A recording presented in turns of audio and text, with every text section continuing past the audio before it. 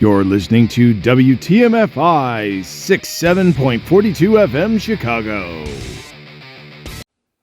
Good evening, all you weird and wonderful beings, and welcome to WTMFI 67.42 FM Chicago. This is TJ Fanpool, aka Turbo TJ, coming to you live on TikTok. Tonight, WTMFI is your source for Star Wars Fact of the Day Weekly Review. During the week, we bring you a Star Wars fact Monday through Friday. Then on Sunday, we do a live review of all the facts, bringing you all the information we have researched from StarWars.com and Wikipedia.com. I hope you'll stick with us through the show and take part in the chat after we cover each fact from this past week. Now, a little bit about your host, me. I'm a diehard Star Wars fan, but not just the movies of the original trilogy.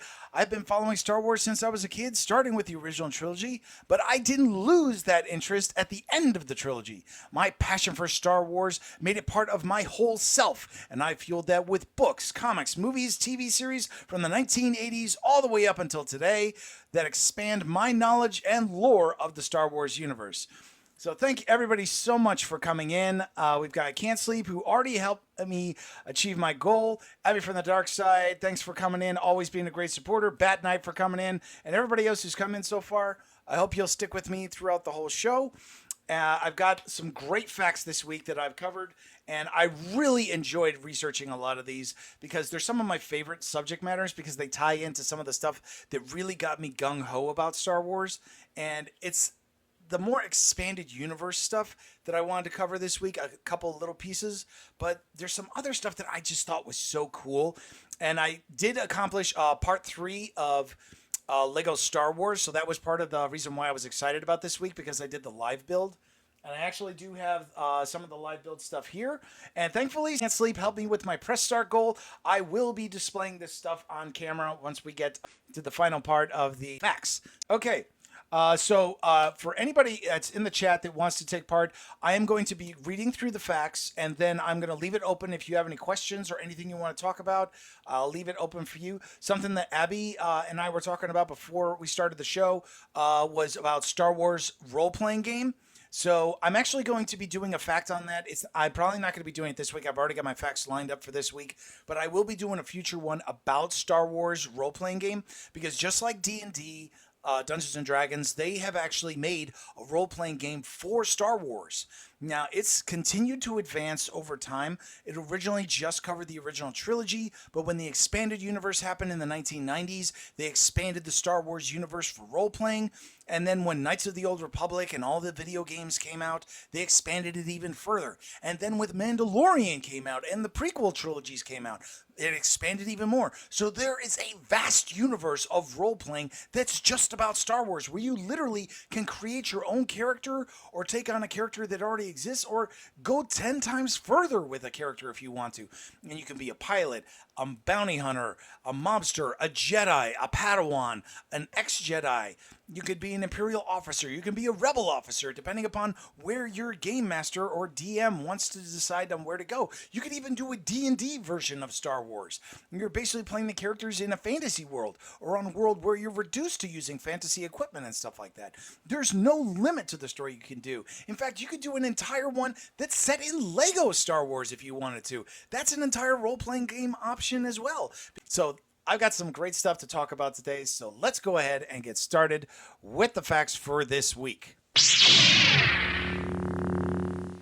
Alrighty. Star Wars fact of the day, Rogue Squadron was a rebel starfighter squadron founded by Luke Skywalker. The name is from Rogue One, led by Jyn Erso and Cassian Andor, who sacrificed themselves to steal the Death Star plans from the Galactic Empire. After the destruction of the Death Star, Wedge Antilles and Luke Skywalker remained a part of Red Squadron under the command of Commander Ural Nara, a veteran pilot and the new Red leader. They continued flying with Red Squadron on many missions, including in support of the capture of the Star Destroyer Harbinger. The Empire launched an attack on the Mako Te space docks where the Alliance had its base. During the battle, Skywalker and Antilles impromptu formed Rogue Squadron and successfully engaged the Imperial forces. to honor his actions in the battle and replenish the Alliance leadership with commanding officers, Mon Mothma promoted Skywalker to commander. Another distinguished pilot in the squadron was Deke Hobby Killivan, who was a classmate of Wedge at the Imperial Academy. Both Hobby and Zev Sinelzik introduced themselves to Luke in the mess hall of the space station Makote prior to the Emperor's attack. Later, the roster was also filled with newer faces such as Dak Raltar and Wes Jansen. Rogue Squadron went on to fight in a number of engagements, including the Battle of Tarnus in T-65B X-Wing starfighters, supporting Blade Squadron B-Wing on a bombing run, and defending a CR-90 Corvette from a pirate attack in the Capillar system. The squadron would survive an ambush in the Valo system as part of a plan by Darth Vader to capture Luke Skywalker. The Battle of Hoth would be one of the major engagements of Rogue Squadron. The pilots flew T-47 airspeeders against the Imperial ground forces, while Corona Squadron flew T-65B X-Wing starfighters against the Imperial blockade supporting escaping transports. Much of Rogue Squadron would not survive the battle, but would continue flying on missions. When Luke Skywalker didn't rejoin the fleet at the rendezvous after Hoth, the Alliance had Wedge Antilles promoted to commander of the squadron, with Wes Jansen as his executive officer. Wedge continued leading the squadron as Luke decided to continue his Jedi training. Wedge also reformed Red Squadron to bolster the Rebel starfighter wing. Wedge would lead Red Squadron at the Battle of Endor, with rogue groups supporting in a minor capacity. Now, I have been a die-hard fan of Rogue Squadron ever since they started putting out the expanded U. So the reason why I wanted to cover Rogue Squadron is, now most of the information, as you can see from the image, this is not totally canon. This is partial canon, because a lot of the subject matter of Rogue Squadron was actually in the EU, the expanded universe that happened before the merger of Lucasfilm and Disney. So most of the information about Rogue Squadron was from that era and still has not become canon. But Star Wars is being published by Marvel Comics, and Star Wars, the main line, has actually done entire sections just about Rogue Squadron, which is the reason why I have the image that we have and the information we have, because Rogue Squadron does appear in the Marvel Comics. So that is also partial canon. It's because Disney also owns Marvel. So that's a whole reason why you can actually take a lot of the stuff. Thank you, Can't Sleep, for all the gifts. Thanks so much. But it's the reason why you can take a lot of the information from Marvel Comics and say that it is canon, because it's actually covered by the same company. So now there will be some canon stuff that will be adjusted over time. And right now, Rogue Squadron technically has not appeared in any of the movies and stuff other than Empire Strikes Back. So a lot of the information we have about Rogue Squadron during the rebellion is kind of limited to what has been published. So a lot of this isn't technically hearsay, but it is fact until it is decanonized. So as of right now, the information I just shared is canon, and I received the majority of it from StarWars.com and Wikipedia.com. I looked it up, and I specifically made sure that this stuff is from both. So my facts are accurate. They just not may be 100% accurate. So I'm trying to make sure that I cover this, because Rogue Squadron has been one of my favorites. And I have literally the entire X-Wing saga sitting on my bookshelf right now, because I've read and reread that series so many times. I absolutely love it. I highly recommend anybody checking out, because it's so good. Baby Yaga, welcome in. Thanks for stopping by. I'm just getting through the first fact. So now that I've covered the facts and my views on it, is there anybody that has any questions or anything they'd like to talk about? After I cover each fact, I would like to open up the chat to anybody who wants to talk about it. So if any of you have anything you'd like to hear or talk about with Rogue Squadron or X-Wing or any of the expanded universe, go ahead and post it in the chat. I mean, I could spend all day chatting about the expanded universe, because I delved so much into the expanded universe when I was younger, because that was the core of Star Wars. I mean, you had the original trilogy, you had the 2 Ewok movies, and you had Ewoks animated series and the Star Wars Droids animated series. And that was pretty much it. That's all we had access to. But then we started getting the novels. And of course, Marvel actually published an entire run of Star Wars that's completely inaccurate to what actually happened in the movies. They pretty much took the lore of Star Wars that Lucasfilm had started, and they ran with it. They wrote their own story with their own encounters and all that kind of stuff. And I don't think there were any restrictions because Marvel published that series well up into the early 1990s. They eventually did discontinue it, and I think it was because of the whole thing with Star Wars and Lucasfilm. But you can actually go on Star Wars Unlimited right now, and you can actually see and read the original Star Wars that was published by Marvel that's completely inaccurate, but does give you a kind of a cool what-if series. Plus, there's several characters that have been showing up in Lego Star Wars that technically haven't come into mainstream Star Wars yet, which is another reason why Lego Star Wars is so great to get into, because you literally have access to the stuff that was part of the EU. So I highly recommend checking all this stuff out because it's really good stuff. Thanks, Abby. I really enjoy talking about this stuff because I love Star Wars and I love talking about Star Wars. So the fact that I get the chance to come on here and chat with people about Star Wars is always fun for me. So I haven't gotten anything in the chat yet. If anybody would like to chat about anything regarding Star Wars and stuff, or I can move on to the next fact because the next fact is actually a really cool one. So, okay, we're going to move on to the next fact of the week. Star Wars fact of the day. 000000 is a protocol droid that specializes in etiquette, custom, translation, and torture. He was awoken by Dr. Aphra and the Sith Lord Darth Vader and proceeded to perform various missions for the two. Sometime during the time of the Old Republic, the 000 protocol personality matrix was accidentally created by a scientist who quickly ordered for it to be destroyed. 000 took control of the droid lab's assistant body to escape. Nearly a century before the Galactic Civil War, Wat Tambor acquired the 000 protocol personality matrix and became obsessed with it. His fascination was short-lived, however, since the Sakona became scared of it and sent it into quarantine. Sometime long after its initial placement in quarantine, the Tarkin Initiative came up with ideas around the use of the personality matrix, using hard coding to improve its ethical systems. 000 subsequently shot a hole in his own head to destroy the relevant circuitry. Unaware of what the droid had done, the initiative put 000 into the field, only for him to murder the engineers involved and rampage across the galaxy for 3 years. The Matrix, the Matrix was subsequently placed back in quarantine. After the Battle of Yavin, Dr. Aphra would travel to Quarantine World 3 in order to steal the 000 protocol personality matrix that she intended to use to reactivate 000, who could awaken a BT-1 assassin droid she had salvaged some time before on the orders of the droid Gatra. She eventually succeeded after Sith Lord Darth Vader intervened. Aphra brought Vader aboard her ship, the Archangel.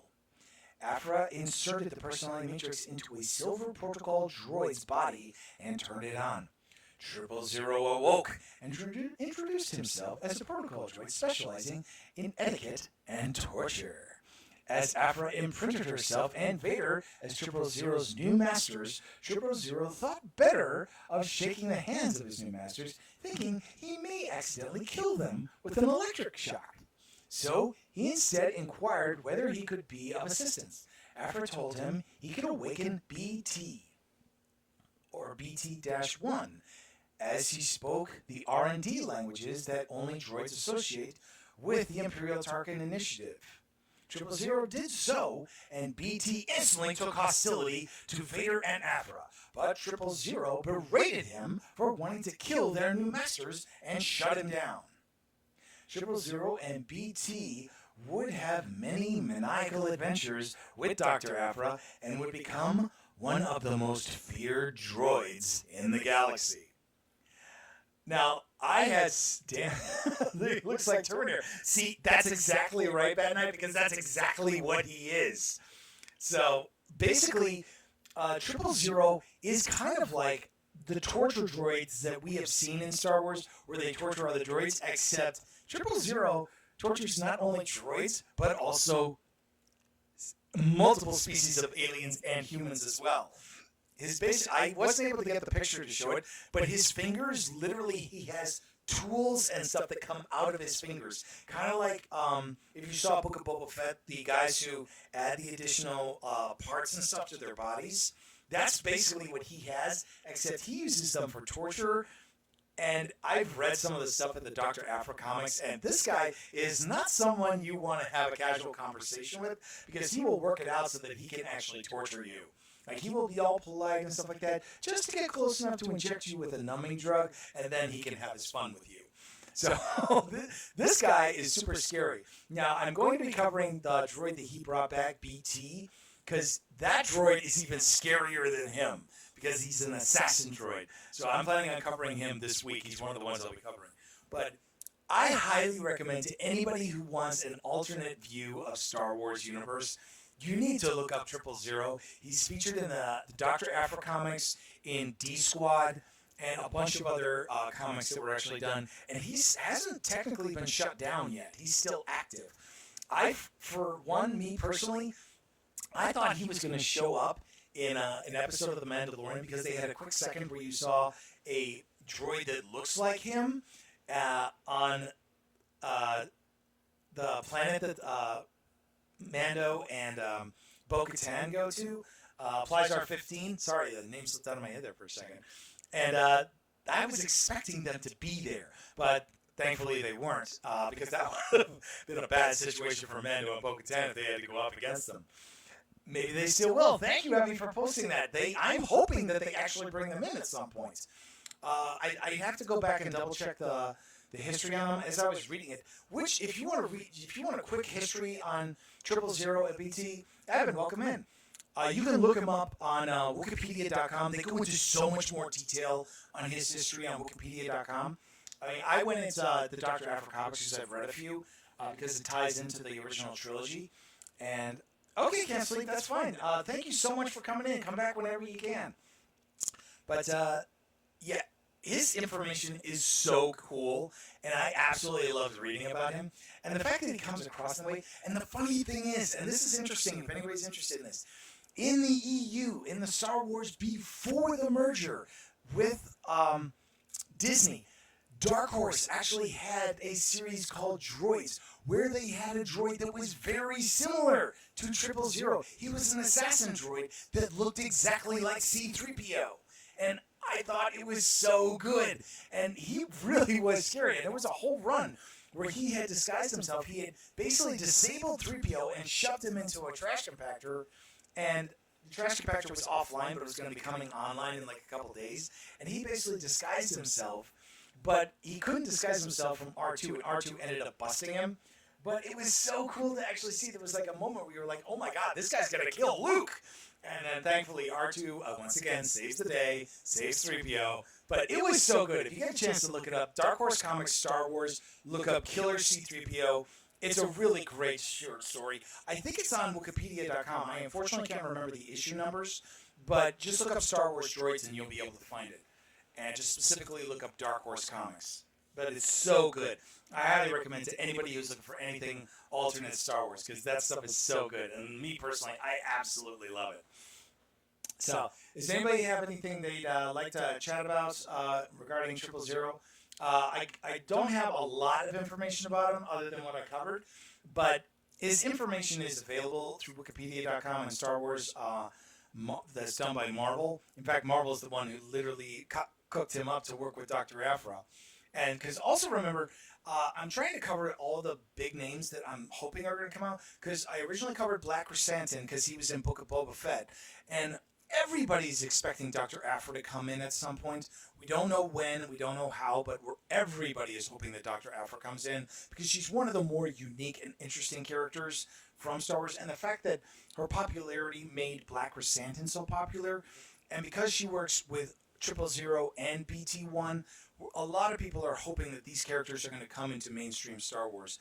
But they're looking to Filoni and Favreau to actually make it happen. Now, personally, I think Robert Rodriguez would do a fantastic job with these guys. I mean, I'm hoping at some point in time we get a Robert Rodriguez Star Wars heist movie with Dr. Aphra, with Black Chrysanthemum, BT-1, and 000, and I haven't quite figured out who I'd want as part of the heist team.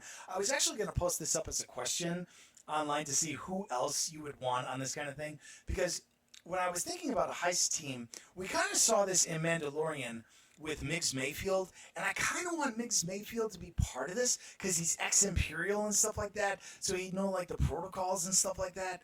So I think that would be so cool. But the whole thing is you want to do it while it's happening. And this is the real thing I haven't figured out, is what time period to have it in. Because you could have it like right at the edge of when, you know, the Empire is in the process of falling, but hasn't fallen yet. It's like immediately after the Battle of Endor, where the Empire is still technically in power.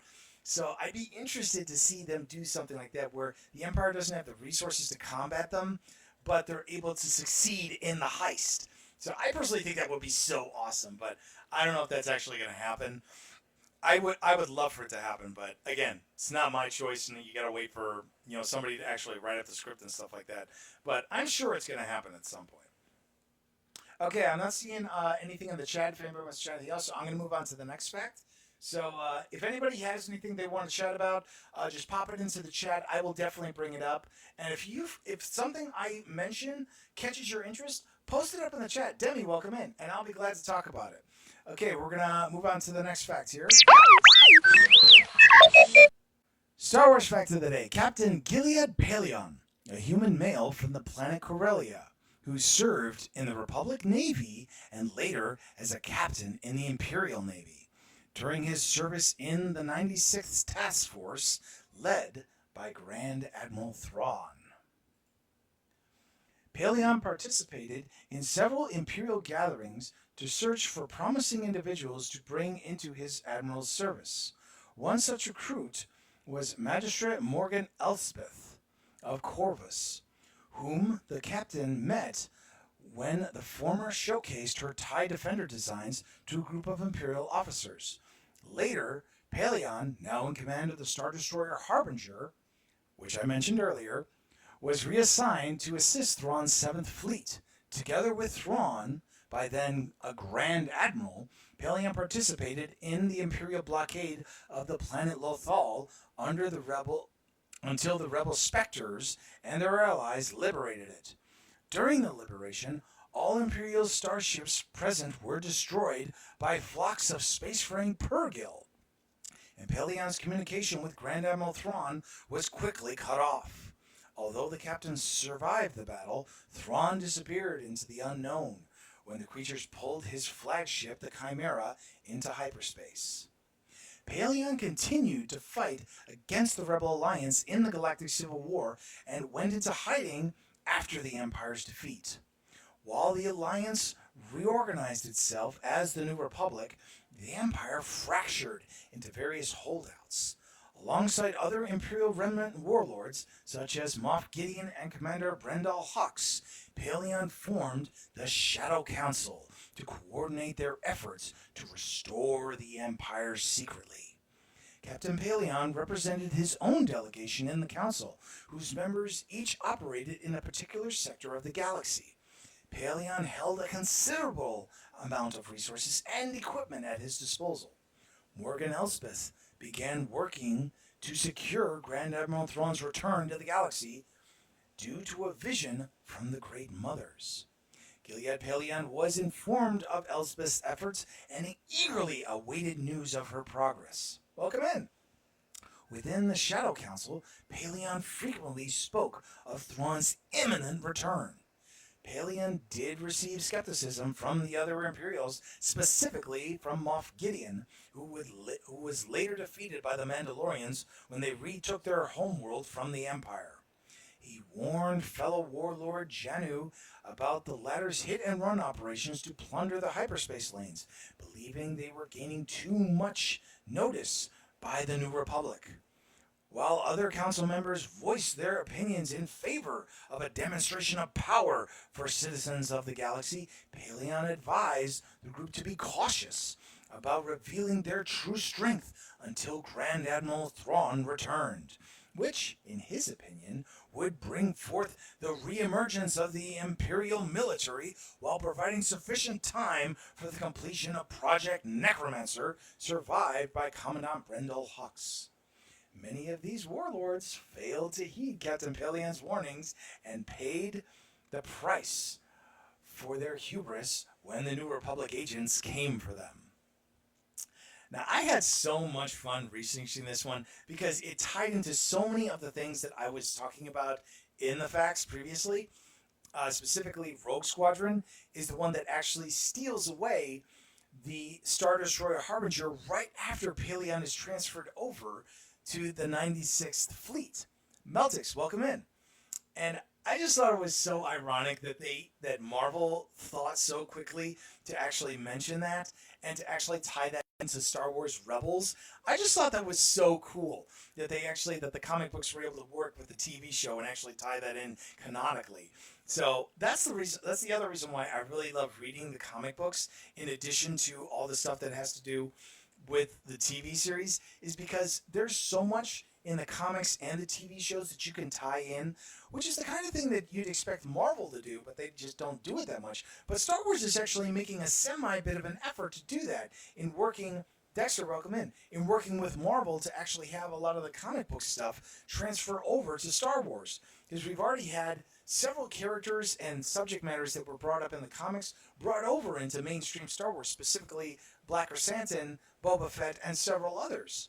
And we're currently waiting for that kind of stuff to come in. And the really interesting thing is that we've already had the tie-in between Star Wars Rebels and Ahsoka with Pallaeon, and as well as the Mandalorian, because we've had Grand Admiral Thrawn and Pallaeon, who are both in Star Wars Rebels. Thrawn has reappeared in Star Wars Ahsoka, and of course we met Morgan Elsbeth in the episode of Mandalorian Season 2 where the Jedi shows up, and it's Ahsoka, and Morgan Elsbeth was there. And then we have her with the Tales of the Dark Side, and then we end up seeing her in Ahsoka, and of course we see Captain Pallaeon show up in The Mandalorian, and the whole situation happens there with the Shadow Council during the season finale, or the episode before the season finale of Mandalorian from Season 3. So, honestly, all this stuff ties together so nicely, and it's one of the reasons why I really love researching this stuff, because there is such an easy way to tie everything together canonically, so you can actually watch the movies, read the comic books, watch the TV shows, and you can literally set up an entire canon line just from that information. And which is why I research my stuff, and I always check StarWars.com, Wikipedia.com, and then I reference Marvel Comics as well as the TV shows and movies that have come out. Bat Knight, welcome back. And it's so great to be able to find this stuff and to know that you can easily track all this stuff. And I always enjoy comparing a lot of Star Wars characters to one of my favorite games, which is 6 Degrees of Kevin Bacon, because I love being able to tie characters together by just jumping from character to character to character, or from movies and TV shows. So that's one of the reasons why I absolutely love that kind of stuff, because it's so much fun to do that. Keep seeing the character everywhere. I forget his name, the guy with the white suit. Oh, it's Grand Admiral Thrawn. Yeah, he's gonna become a huge character when Ahsoka Season 2 comes out, and I'm almost tempted to say that we could get another Star Wars movie that's specifically featuring him, and the reemergence. I wouldn't be surprised if we see a huge Star Wars movie come out that's going to tie back to Star Wars Mandalorian and Grogu, and it becomes a new kind of in-between trilogy, like almost its own sequel trilogy. Because in my opinion, I consider Star Wars Mandalorian and Grogu to be the first of a trilogy. Now, granted, I don't know if it's going to be just about Mandalorian and Grogu, but I have a feeling it's going to be kind of an unorthodox trilogy. Like, I could easily see another Star Wars movie coming out that's featuring Ahsoka, the Mandalorians, Boba Fett. You could see all of this taking place. Or you could see something that just ties it together. Now, I don't know if it's going to happen, but you could easily see this stuff in. Thanks for saying, oh, you're welcome, man. So Iggy, welcome in. So that's part of the reason why I love researching this stuff is because I love going back and finding all the intricate details that go through all the different subjects of Star Wars. Because with the comics, the movies, the TV shows, there's so much there to research and look at. Toka, welcome in. Or sorry, Takata. Sorry, I apologize for mispronouncing. Sorry about that. I see the names pop up. I try to say them as fast as I can before they vanish. So I'm sorry if I said it wrong. But definitely, I highly recommend to anybody if you have a chance to look up, Grand Admiral Thrawn or just anything from Star Wars. There's so much to love in Star Wars, and if you're looking for something, just a minor thing to get involved with, you could get into the Empire, the Rebel Alliance, the smugglers, the underworld, the crime families. You can get into that whatever aspect you want. I mean, heck, you could just look up stuff about Lego. I mean, you can find so much stuff just in there, just the video games and stuff like that. It's fantastic. Val, welcome in. So I just always find it fun to bring this stuff up and to talk about it because for me it's just a ton of fun. Okay, is there anybody have any questions about Captain Pallaeon before I move on to the next fact? Because the next fact is the one that I absolutely have been looking forward to talking about. So if anybody has anything they want to talk about specifically, let me know. Just post it up in the chat because like I've said multiple times before, I could talk on and on about Star Wars. Flash, welcome in. I mean, Star Wars is one of my favorite things in the world. I never get tired of it. Tripping, welcome in. And I can talk about this stuff until I'm blue in the face, kind of like Admiral Thrawn here. So, so I have no problem talking about this stuff. If anybody brings something up, you're more than welcome to. I'm going to move on to the next fact right now. Star Wars fact of the day. Lego Star Wars Part 3. The Lego Star Wars short films and TV series have included adaptations of the original films along with the original stories. They have been broadcast on Cartoon Network, Disney XD, and Disney Plus since 2005. 6BPD, welcome in. The first Lego Star Wars animated adventure started with Lego Star Wars Revenge of the Brood, which debuted on Cartoon Network in 2005. The short featured Obi-Wan Kenobi, Anakin Skywalker, and Yoda taking on a separatist droid army on the ground in a space over Kashyyyk in Lego brick form. Dozens of shorts have followed, including Bombad Bounty in 2012 with Jar Jar Binks, Rebels Ghost Story 2014 with a new crew from Star Wars Rebels, a series of era-spanning shorts in Lego Star Wars All-Stars released in 2018, and a New Year's Hoth and Eve in 2021 that gave fans a unique look at the Battle of Hoth. More recently, Gifting with Grogu was released in 2022, starred, you guessed it, everyone's favorite green foundling, Grogu. Lego Star Wars television specials began with 2011's Lego Star Wars The Padawan Menace, which featured Yoda leading a group of Padawans on an adventure. Mixing the original and prequel trilogies, 2012's Lego Star Wars The Empire Strikes Out took Leia, Han, and Luke to Naboo after the destruction of the first Death Star. More recently, specials included the Lego Star Wars Holiday Special, which was the first holiday special that was released since the original from the 1990s or the 1980s, which complete with Poe Dameron in a holiday sweater. Lego Star Wars Terrifying Tales released in 2021 and Lego Star Wars Summer Vacation in 2022 included seasonal themes. The majority of Lego Star Wars creators in TV series and films has grown over this time. The list includes Michael Price for Lego Star Wars Yoda Chronicles in 2013, Lego Star Wars Droids Tales 2015, Star Wars The Resistance Rises in 2016, The Padawan Menace and The Empire Strikes Out, Bill Mutz and Bob Routh, who also worked on Lego Star Wars The Freemaker Adventures and All-Stars, along with David Shane on seasonal specials. Lucasfilm's senior Star Wars lore advisor Lee Len Shi says it's been such a thrill getting to work with stellar writers over the last 2 decades who have all brought their heart, soul, and love of Lego and Star Wars to the screen. Beyond the bricks, each one of Lego's Star Wars specials and series has one key quality in common. According to Lucasfilm, James Wong, SPV of Franchise Content and Strategy, every LEGO Star Wars story is careful to maintain the anything is possible feel kids have always associated with the LEGO brand and building with LEGO bricks. LEGO Star Wars has its own sense of humor, its own style, and creates a special opportunity to share something you love with your kids no matter what the age, Juan says. Looking at how kids actually play with LEGO bricks is a vital part of the process. For most films and series, we're in our canonical sense of building stories which delineates certain characters and vehicles set across different points of time. So the interesting thing about this is that there is so much involved with Lego Star Wars that you actually don't really get a concept for until you actually work on some of the sets. Like some of the ones here, like this is Jedi Bob's Starfighter that I built for Star Wars, Lego Star Wars Part 2.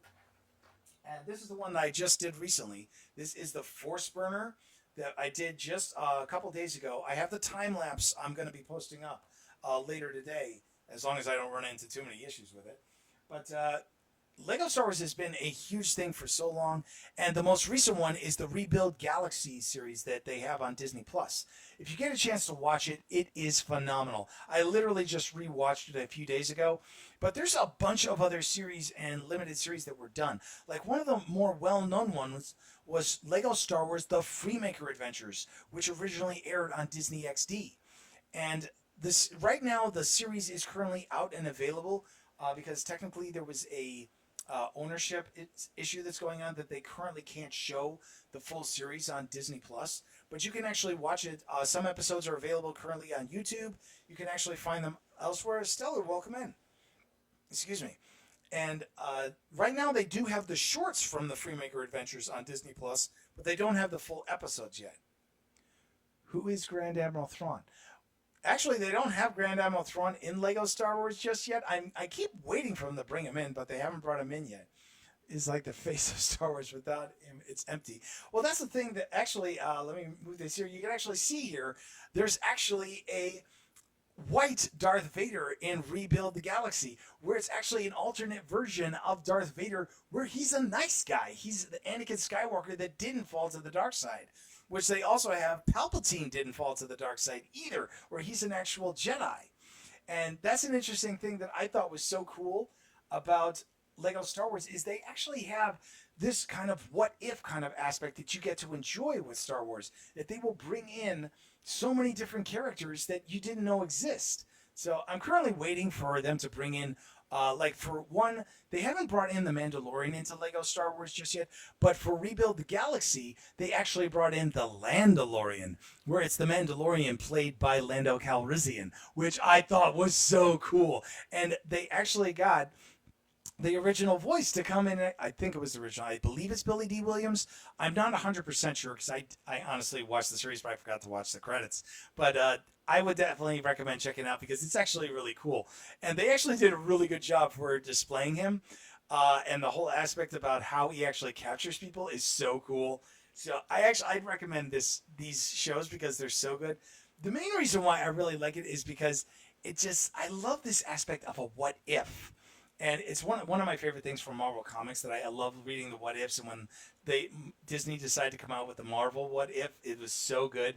But Lego Star Wars is literally opened up the box for so many what ifs when it comes to Star Wars. So I love so much of this stuff that I love to actually get into. And I've actually really thought some of the All-Stars stuff that they did with Lego All-Stars is so good. I wish they had done some of the stuff that they've done in Lego Star Wars in the canonical Star Wars, because there is so much that's so good. I love going back and rewatching some of it. The only drawback to it is obviously geared for kids. So there's no blood and guts and stuff like that. There's no bad words and stuff like that. But some of the comedy is so good because it's like, oh, this is so quintessential Star Wars. Because you always have to remember that Star Wars was and always has been made for kids. So the fact that, we get shows like Mandalorian and Andor, where they're not technically, the way they're shot, they're not really for kids, but you still get that aspect of the kids are going to watch it because, oh, there's Baby Yogu, Grogu, and there's so many all different stuff in there. There's Baby Yoda, yeah. So there's stuff in there that's always been there for kids, but Lego Star Wars really gets it something just for the kids to get into.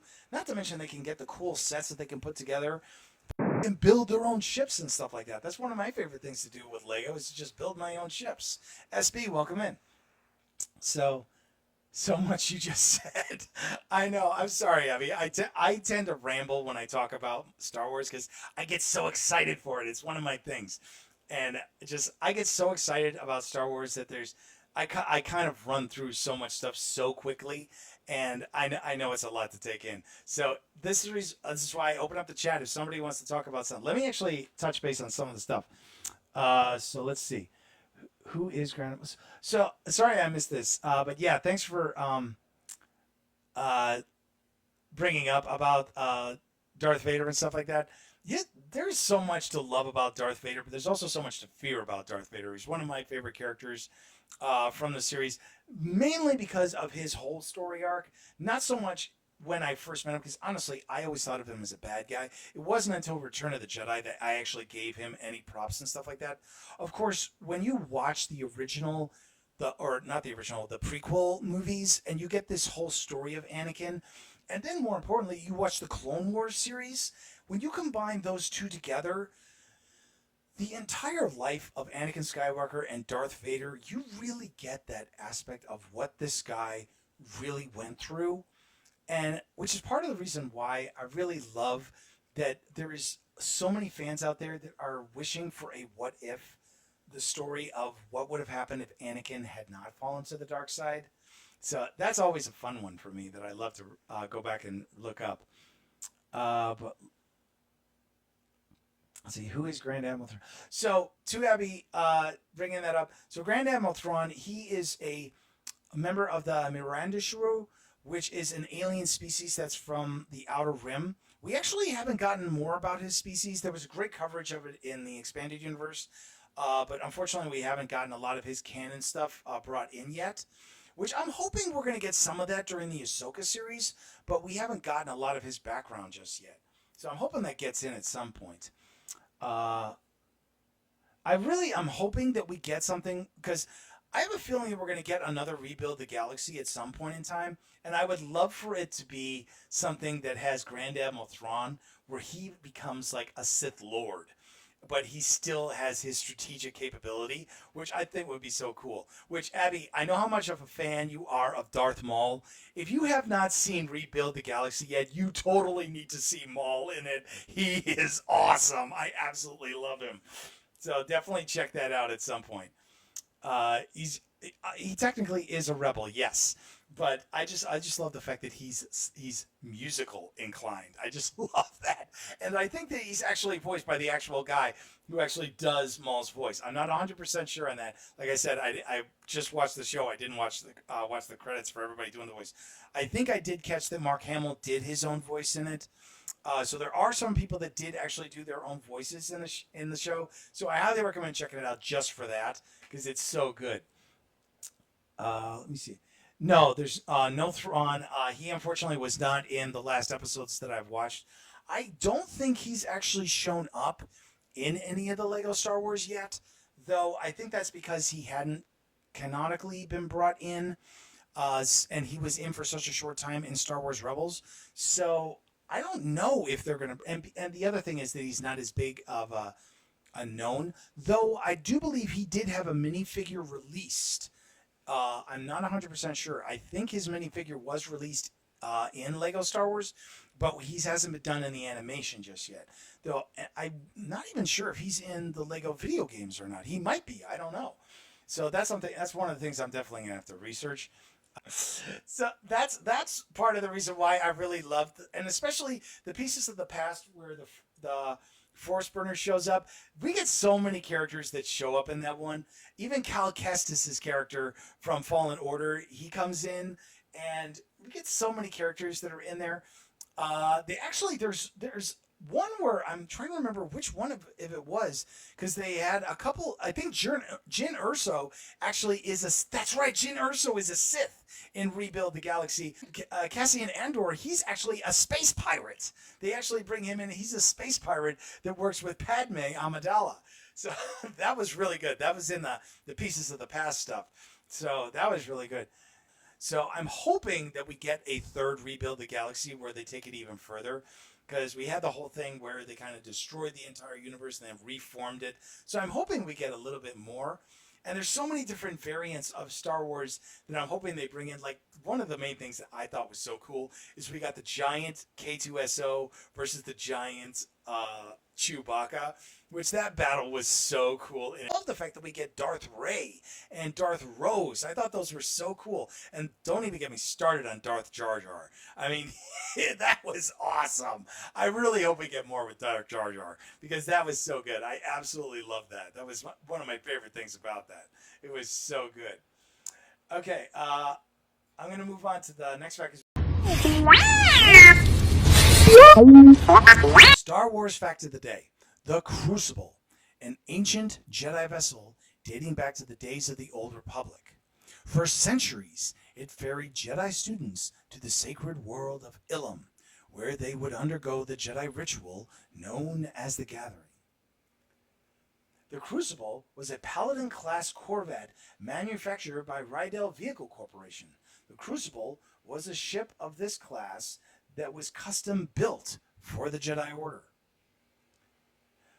Once a Jedi youngling uncovered a kyber crystal on Ilum, he or she would spend the return trip learning how to assemble a lightsaber.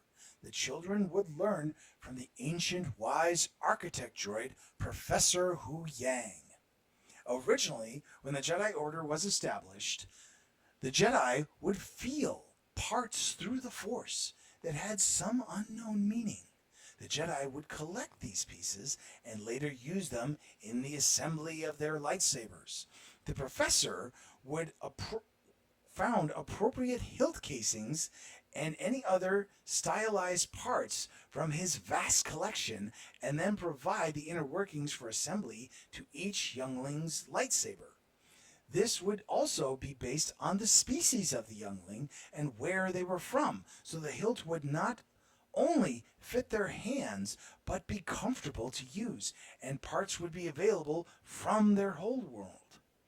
A holographic diagram of a lightsaber's exploding view was continuously on display as a guiding blueprint of how not to assemble the lightsaber's inner workings. Hu Yang would also perform the final inspections of the new weapon and inform the younglings whether or not there was more work to be done. Sorry, I need to take a drink. Many younglings over thousands of years studied with Professor Hu Yang, and he had a record of every lightsaber ever assembled and the Jedi who assembled it. During the Clone Wars, Ahsoka Tano was leading a group of younglings to Ilum to collect their kyber crystals, and then the younglings began their lightsaber assemblies on the way back. The Onaka pirate gang, led by Hondo Ohnaka, attacked the Crucible. The younglings, Professor Hu Yang and Ahsoka Tano, were able to push the pirates off the ship, but Ahsoka Tano was captured. Professor Hu Yang and the younglings went on a daring mission to rescue Ahsoka on the planet Florum, and succeeded. Unfortunately, during their escape, the Crucible was heavily damaged and crashed on the planet. The parts of the ship were later salvaged by the Ohnaka gang when the Separatists' invasion force invaded the planet Florum.